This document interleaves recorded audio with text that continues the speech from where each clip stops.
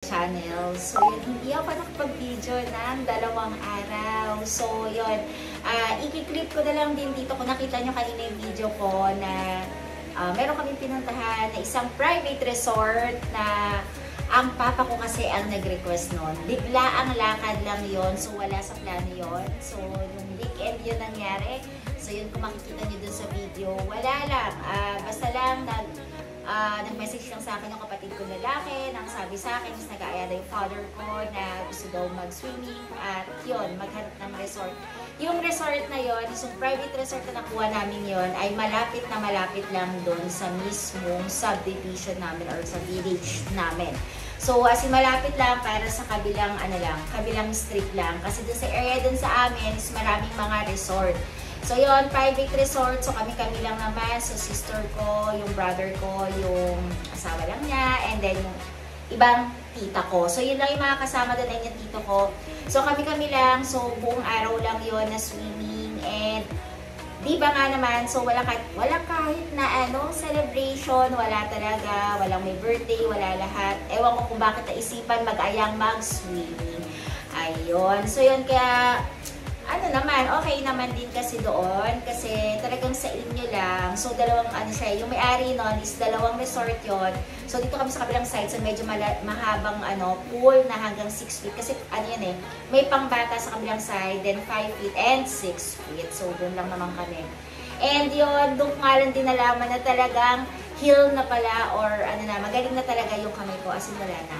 Para na siya. Ang hindi nila natatanggal na langib is yung sa dulo na lang, pero ang makikita na lang sa kanya is yung bakat na lang ng hiwa niya na color white. Ang galing talaga. And, na lang siya, kumikirot-kirot na lang siya kapag minsan yung mabigat yung bibit-biting ko or malamig sa aircon, ganun, or kahit nagtatapatan nga ng aircon yun.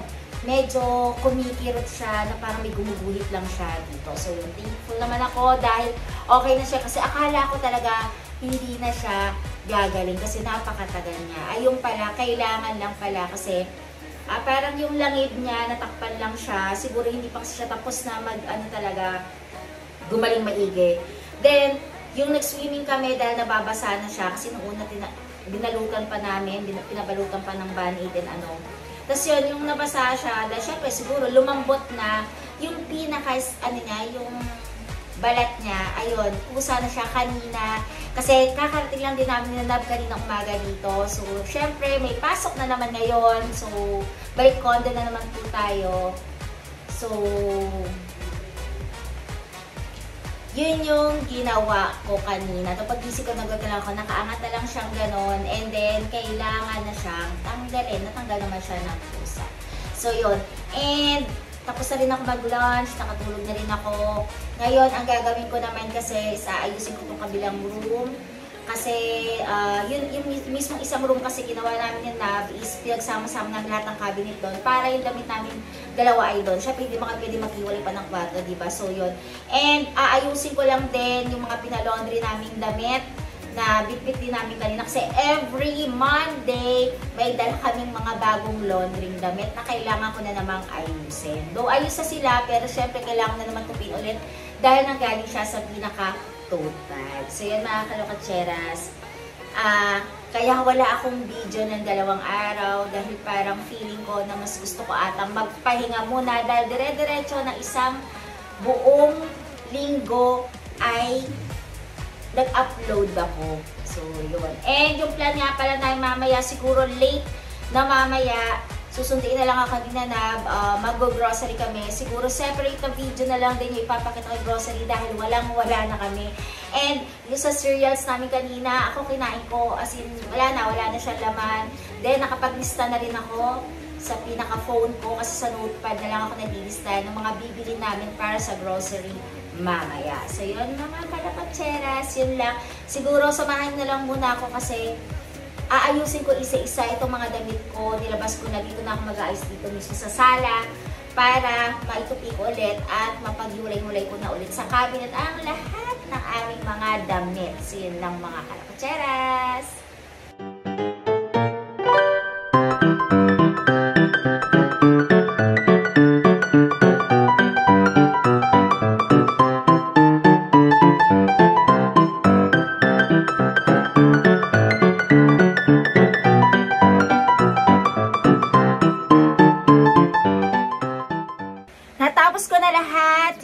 natupi ko ng mga damit. So ngayon, ipapasok na natin ngayon dito sa cabinet lahat ng mga natupi ko. So hindi naman siya ganun kadami kasi itong pinalaundry namin or na laundry na dala-dala namin is halos good for 2 weeks na kasi hindi kami naka-uwi last week dun sa kabila eh. So, ayan, ngayon lang namin siya nadala ulit. Kasi minsan kasi, pag sobrang dami namin dinadala, papunta dito sa condo, since marami pa naman din damit na extra, hindi naman kailangan din bitbitin at bitbitin palagi. So, yun, ngayon, eto, nabitbita, kaya onti lang. So, ngayon, ipasok na natin ulit dito sa mga cabinet para matapos na lahat ito.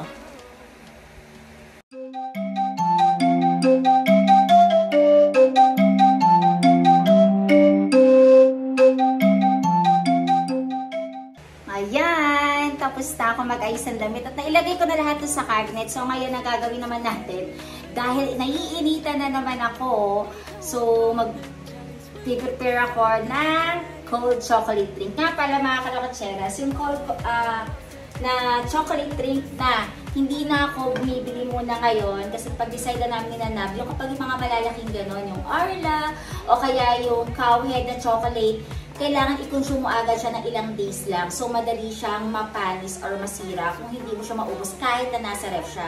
Kaya ang naisip namin ni Nab ay bumili na lang ng mga maliliit. So, ang binili niya sa akin is yung Chucky. Yung Chucky maliliit lang. Kasya naman siya dito kasi marami na ako mag-ice.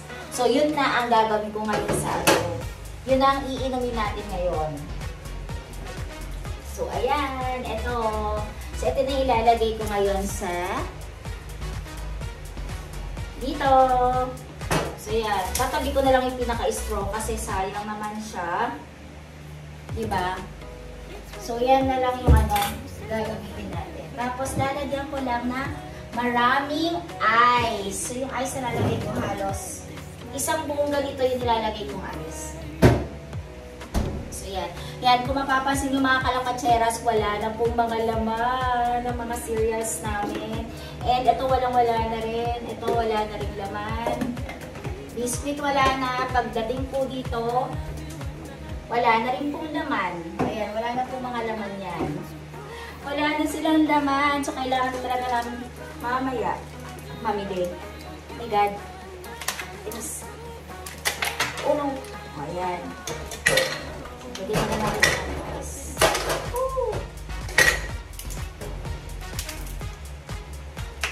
Tapos tsaka ko na lang siya lalagyan ng Chucky. Ang sarap kaya na. Hindi mo na kailangan bumili ng mga ice chocolate. So yan na lang. Lalo na kapag mainit, okay to. Then sabayan niya ng chips. Since ngayon ay 3 o'clock na pala, sakto lang. Parang merienda ko na to kasi mamaya, pag nag-message sa akin si Nana, mag-prepare na ako, maliligo na ako. Dahil pupunta kami ng grocery. So yan, bibili na kami ng So yan. Para at least to, di ba, hindi na siya napapanis. Kasi kailangan i-consume, lalo na kung uuwi kami ng weekend, di ba? So, kinabukasan, pag Monday na, pagbalik namin, sira na siya. So, kaya, bibili na lang kami ng mga isang box na ganito. Marami naman ganito eh. Titingin ako na ibang brand. Kung merong cowhead na ganito, yun ang bibiliin ko. Pero Chucky, okay din siya. Masarap din naman siya. Basta lagyan niya maraming ice. And, nga pala, may sabihin ako mga kalapatseras. Teka, ayusin ko lang muna. Lagyan ko lang muna to ng straw. Para lumamig.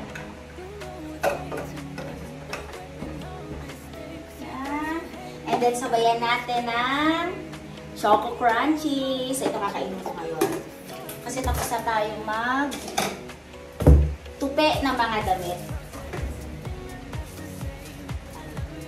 And, ayun pala, binigyan ako ng ng sister ko ulit ng bamboo. Eh, di ba nakabili na ako before neto? Eh, since binila niya ako, syempre, di ba, ano ba naman para hindi ko tanggapin ulit ito? Ito, bamboo din na tong. Kasi mas gusto ko yung ganito kaysa sa mga stainless, tsaka yung mga parang madulas. Ito, okay to sa akin yung bamboo. So, ayan. Ito, kainin na natin. Ayan, inumin na natin to chocolate drink. And kung mapapansin nyo mga kalakatseras, hindi ako masyado talaga umuupo dito sa sofa. Madalas lang kaninang umaga, ayan, kaya siya nakaano na yan. Yan, yung throw blanket na to. Nilalatag ko yan kapag humihiga ako or sinanap pag uupo. Ilalagay ko yan hanggang dito. So, malaki kasi to eh. Parang 160 by 210 ata yung laki niya. So, okay na okay siya. And hindi siya bumabagsak kasi parang ano, hindi kasi siya yung tela lang na ano eh, parang, basta iba, parang siyang ginanchilyo na parang tela, parang ganon. So, siguro mga pang sofa siya, taga throw blanket kasi ang tawag sa kanya. Yun, kaya mas madalas dito ko sa sahig na kaupo. So, ang ginawa namin, yung last time mga kalakatseras, kung maaalala ninyo na pumunta kami ng, saan ba kami pumunta nun? Yung nag-check-in kami sa Seda. Diba, meron kami nakita doon na parang Mandawi, na parang boom, na maliit na store. Eh, since lagi ako nakaupo sa hay, kahit na may carpet siya, masakit pa rin siya sa puwetan, diba? So, yun, meron kasi nabibili, diba, yung sa mga upuan, sa mga dining, na mga foam, parang ganun foam. Sabi ko, babalikan ko that time. Bumili ako, pero hindi naman ito yung mga pang-dining, Pwede ito kasi sahig talaga. Yung parang mga Japan style yun. Japanese style na nakaupo sa sahig. Since lagi ako dito at gusto kasi yung parang ka-level ko talaga maigi yung ano, tsaka gusto ko lagi nakasandal na ganyan. Bumili ako noon. Ito siya, oh. Share ko lang sa inyo. Matagal na to, pero hindi ko lang napakita sa inyo. Hindi ko na hinuhol-hol pa to. Ito siya. Sa Mandawi ko ito bumili. Ayan, oh. Ganyan siya kalaki. Ayan, ganyan siya kalaki at ganyan siya kakapal. Yan yung pinaka inuupuan ko dito sa sahig.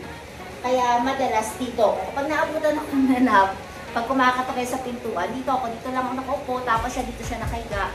Wala, ganyan lang, mas komportable ako. Lalo na kapag yung yung mga payday, ganyan, yung 15 at 30. Kasi pag may ginagawa kasi ako, dito ako nagsusulat. Yun, and yung binili ko nga pala na word search. So yun, dito ako nakapwesto. Nakupula kong ganyan. Kasi ka-level ko lang mismo yung pinaka center table. So yun. And nga pala mga kalakatsera, so sasabihin ko pala sa inyo kanina. Kaya pag gising ako kanina, kasi inaantay ko kasi yung magsusukat. Kasi diba sabi ko nga sa inyo mga kalapatseras, glass yung door dito sa may kitchen. So parang feeling ko, laging may nakatingin sa akin. Alam mo, parang may nakatingin lagi sa kabilang unit. Kasi, as in, siya buong door siya, salamin siya. So, yung nagkabit sa amin ng blinds, yung MK, parang blinds na yon, PH, minessage ko siya, dapat darating siya today para sukatan yung pinaka door doon para matakpan siya ng buo hanggang sahig. Parang ganun. Kasi naro-roll mo naman yun. So, walang magiging problema. Hindi siya magiging sagabat. Kapantay lang siya nung mismong blinds doon sa pinaka kitchen. So, yun yung pinaplano ko. Kaya lang, kanina nag-message. Sana nagtuloy-tuloy na sana yung tulog ko. Dahil pagising-gising ako hanggang alas 10, alas 9, alas 8, alas 10, alas 9, gano'n. Pagising-gising ako kasi alam ko, darating siya. Tapos nag-message ako, hindi ko siya minessage. Parang hindi ko pa malalaman na nasiraan pala daw siya. Kaya hindi siya makakapunta. So sabi ko, bukas na lang kasi may lakad din ako mamaya. Baka hindi niya ako maabutan dito. So tomorrow na siya magsusukat. Actually, kaya ko naman siyang sukatan kasi inestimate na niya sa akin yung price eh. Parang sabi niya, Mama, gano'n po ba kalaki? Since meron naman akong parang pang-measure, di ba, nung sa mga parang carpintero. So, yung measure ko sa kanya, binigyan na niya ako ng estimated na amount. So, hindi naman kasi ganun kamahal dun kay Kuya. And, hingi pa ako ng discount sa kanya. Kasi free naman kasi yung pati pagsusukat niya free lang, pati pag-install niya free lang. Ang babayaran mo lang is yung mismong lights.